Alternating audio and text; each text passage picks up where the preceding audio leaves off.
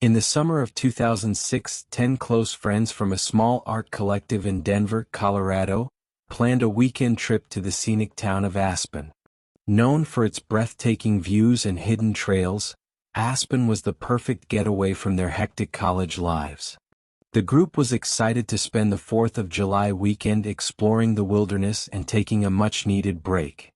Among the group was Nathan, a daredevil always up for adventure, Sam, the practical one who often acted as the group's voice of reason, and Lucas, a quiet but resourceful guy who had a knack for solving problems.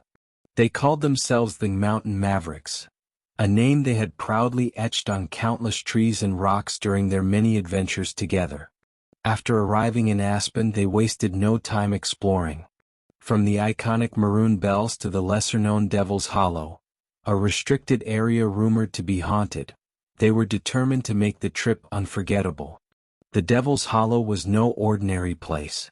Locals spoke of eerie occurrences and unexplained disappearances. For decades, the hollow had been off-limits, with warning signs posted everywhere. But for Nathan and his friends, the forbidden nature of the area made it even more enticing. It was Lucas who first brought up the idea. Over a campfire on their second night, he mentioned a YouTube video he had watched about the hollow. The video described a massive underground system of caverns and pits, some so deep that no one had ever reached the bottom. They call one of the caves the bottomless pit, Lucas said, his voice low and ominous. You know why? Because anyone who falls and never comes back out. The group laughed nervously, but Nathan's eyes sparkled with curiosity. We have to check it out, he said. Sam was quick to protest. Are you insane? It's called Devil's Hollow for a reason. Plus, it's illegal to go there. We could get arrested. But Nathan, ever the thrill-seeker, dismissed her concerns. Come on, Sam. What's life without a little adventure? The next morning, armed with flashlights, ropes, and a vague map they had printed off the internet, the group set off for Devil's Hollow. The hike was grueling, but the breathtaking views kept their spirits high. After hours of trekking, they reached a rusted gate with a "No Trespassing" sign. Beyond it lay the infamous hollow. Nathan climbed over the gate without hesitation. Last chance to back out, he teased. The others hesitated but eventually followed. The hollow was eerily quiet, the air thick with an unsettling stillness. Their guide, a local named Dominic, had warned them against going too deep into the caves. Stick to the marked trails, he had said. And whatever you do, don't go near the bottomless pit. But Nathan, emboldened by the adrenaline of breaking the rules, led the group off the trail. They found themselves standing at the edge of a massive sinkhole, its depths shrouded in darkness. It was the infamous bottomless pit.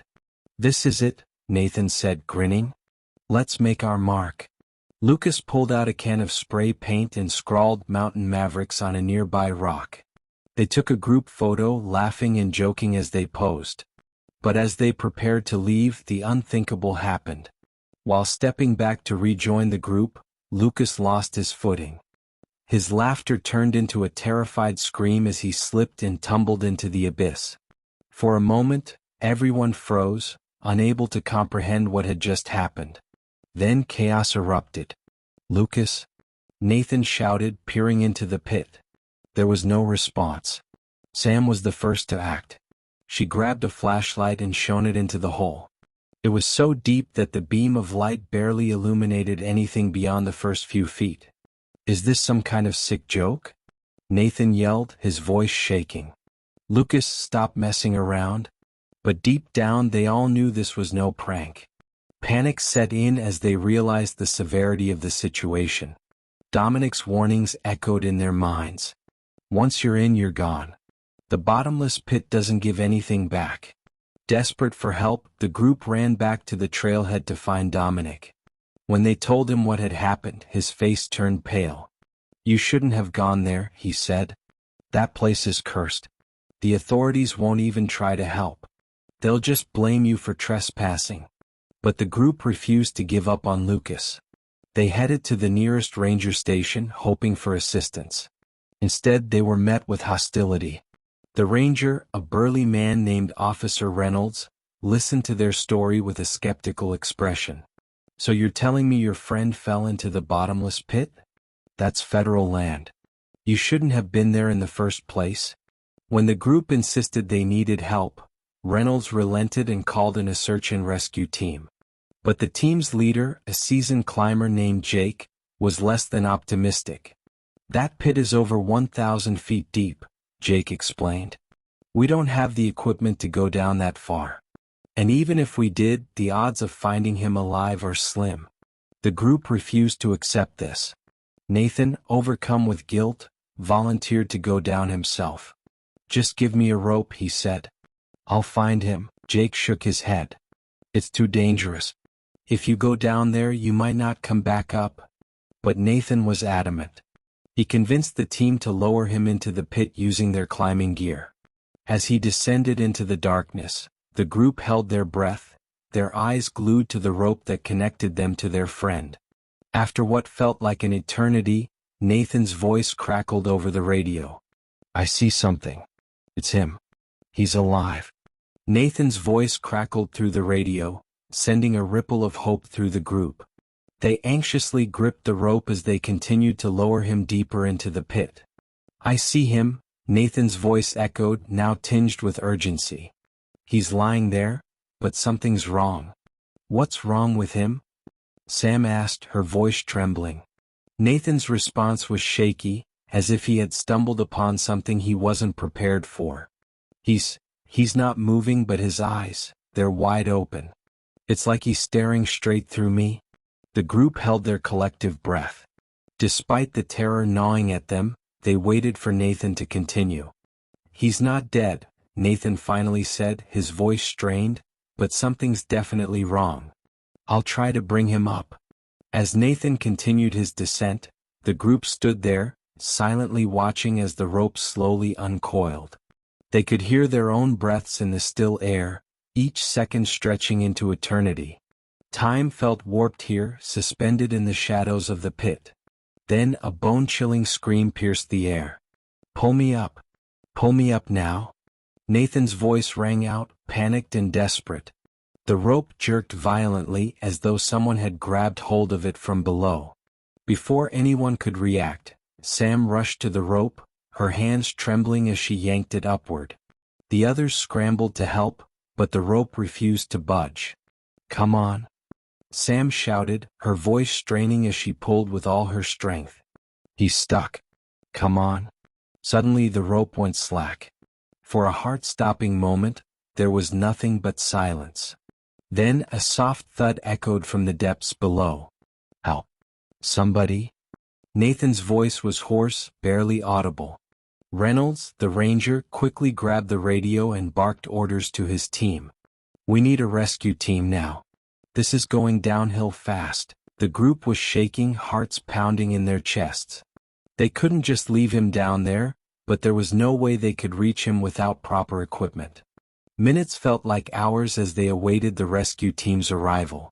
They had no choice but to sit and wait, each of them haunted by the thought of what had happened to Lucas, and now Nathan.